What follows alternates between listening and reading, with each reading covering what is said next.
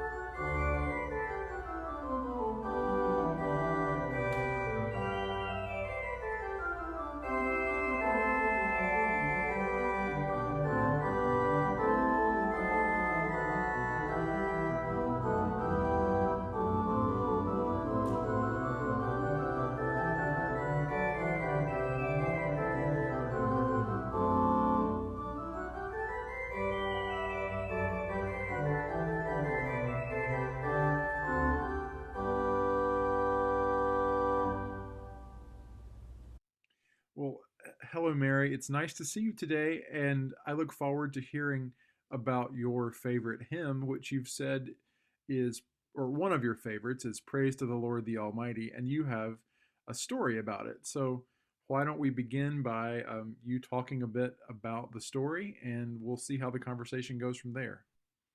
Okay.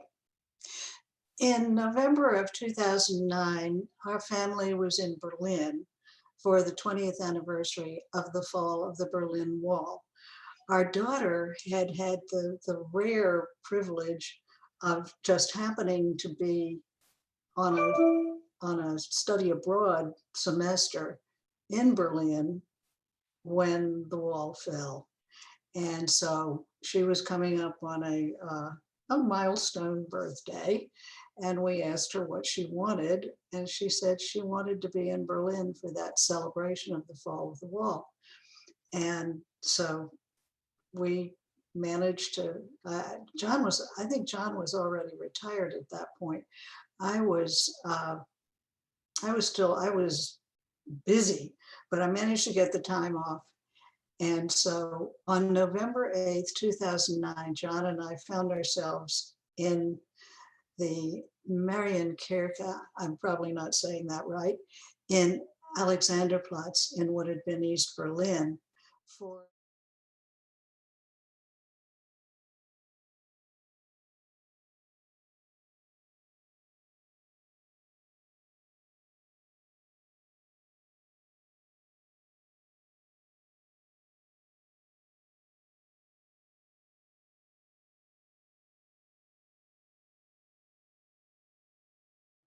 for an ecumenical Thanksgiving service for the 20th anniversary of the fall of the wall. Mm-hmm. And when I looked at the service bulletin, which was all in German, I was thrilled to see that I recognized most of the hymns and that the opening hymn was one of my favorites, Praise to the Lord, Lobet and Herren. And Mhm. I had known that was the name of the hymn tune, but it wasn't until I'm sitting there in that church in Berlin that I realized, well, duh, that's, those are just the first words in German. Sure. Mhm. And I, I on the last verse, not even attempting the German words, I sang the descant because earlier that year at the General Convention of the Episcopal Church, I had realized how much that descant had, in a way, become part of my prayer life. Mhm. General Convention is grueling work for bishops and deputies, but for me as a diocesan communicator, my job was primarily to report on our deputies. So there was always time for just wandering around, observing, connecting with old friends, Mhm. making new ones, learning about ministries I'd never known about before. Mhm. And I don't remember what chance connection inspired this, but I remember a moment when I was coming down the escalator in this enormous convention center with the glass front. It was quite an impressive building with that hymn just singing itself in my mind with Mhm. the descant. And,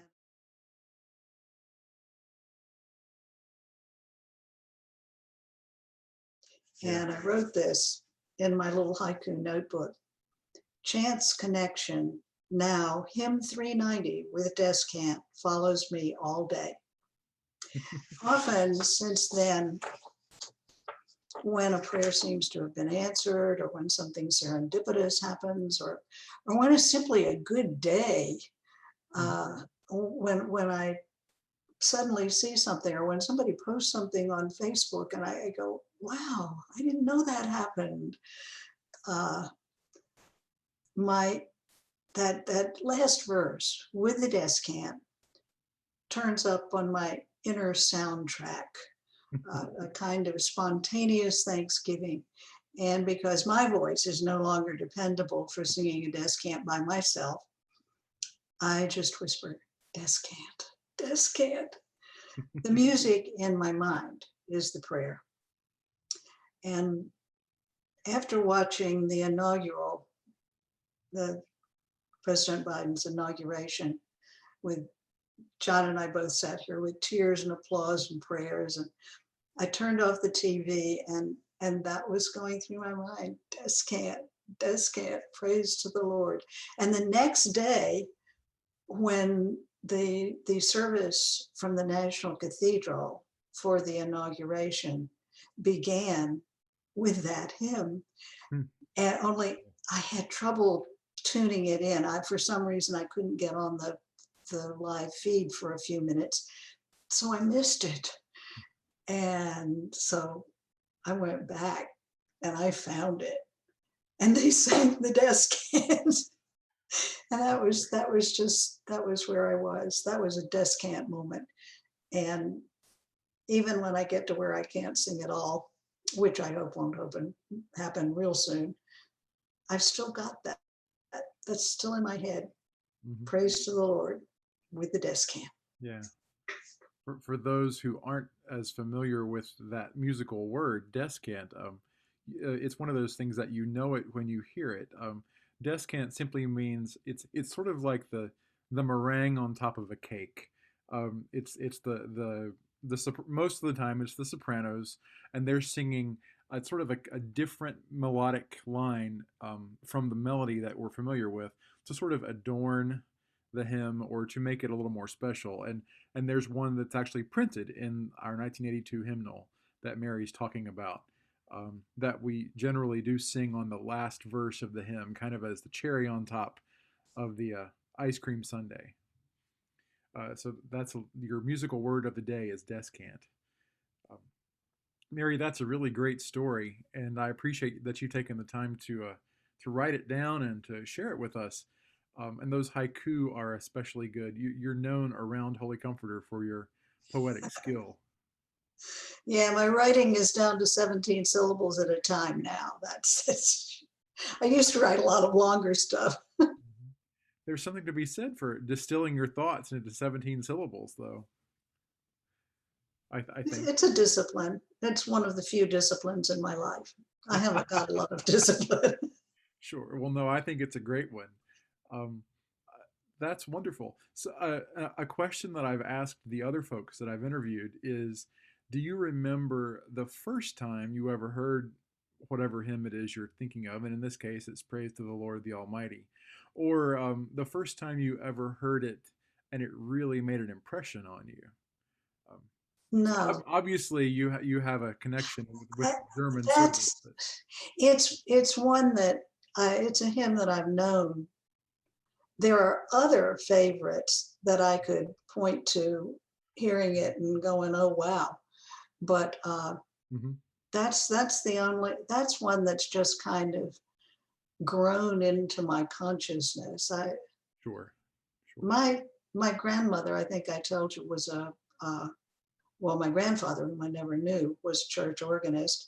My Oh, grandmother was a music teacher. mhm, And after his death, she took over his position as organist at their church. okay. So Where I, was this? this was the First Presbyterian Church in Weedsville, North Carolina. Okay. And so I grew up with hymnody, I suppose, uh, Mhm. Presbyterian, but a lot of Sure. it was the same. It was the same. Of course. Yeah. And so Mhm. that's sort of ingrained, Yeah. all of it. And I think that's one that I knew from when I was a child. It just, as I got older, I didn't learn the descant until maybe I'll have to go back and look in the old Presbyterian hymnal and Mhm. see if it has the descant. I don't think it does. I think the I think descant you're came right. later. Yeah. And it's only as I've gotten older that the descant, Mhm. suddenly I realized that descant was important. Some Thank you for listening to the third installment of Speaking About Songs of Faith. Next week's episode will feature Natalie Castro and her favorite, Make My Life an Alleluia.